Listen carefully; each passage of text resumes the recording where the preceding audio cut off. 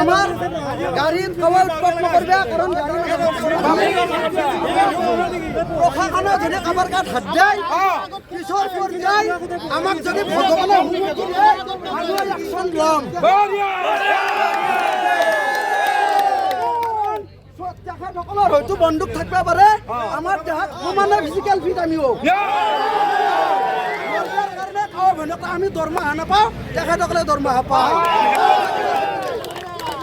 সেইটোৱে আমাৰ এতিয়া প্ৰথম কথা হ'ব, আমি যাতে গাড়ী ভাড়া কাকো ডিষ্টাৰ্ব নকৰাকৈ শান্তিপূৰ্ণভাৱে আমাৰ মনৰ কথাখিনি আমি আমাৰ ওপৰৰ মহলৰ মানুহখিনিক জনাব পাৰোঁ। তাৰ কাৰণে আমি সনামতি চকত আমি গোটেইখিনি মানুহ লগ লাগছোঁ আৰু ডেড বডিটোৰ ক্ষেত্ৰত যিটো হেমাহি হৈছে সেইখিনিৰ বিষয়ে আমি মনৰ কথা ক'ব আমি একে হৈছোঁ। আমি কাজিয়া কৰিব অহা নাই, আমি প্ৰশাসনৰ লগতো কাজিয়া নকৰোঁ, আমি জনসাধাৰণৰ লগত বেলেগ অন্য মানুহৰ লগতো আমি কাজিয়া নকৰোঁ। আমাৰ উদ্দেশ্য সমস্যাৰ সমাধান পাব লাগে, আমাৰ উদ্দেশ্য সেইটো।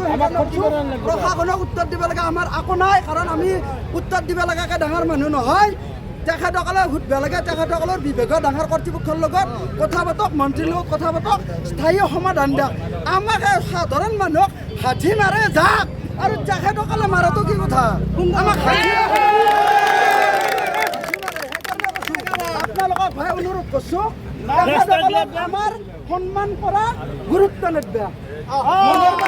দায়িত্ববোধ হলাক হৈ মন্ত্ৰী হওক চন্দ্ৰমোহন পাটোৱাৰী কাপুৰুষ এজন নিজৰ গৃহ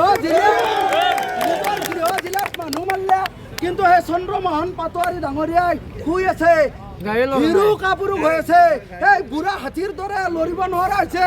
সেইকাৰণে কৈছোঁ চন্দ্ৰমোহন আমাৰ সেইগিলা আপোনাৰ আমাৰ কি চিষ্টেমত আমাৰ কি কৰিব পাৰি, সেইকাৰণে আমি কৈছোঁ তেখেতসকলৰ লগত কথা পাতক।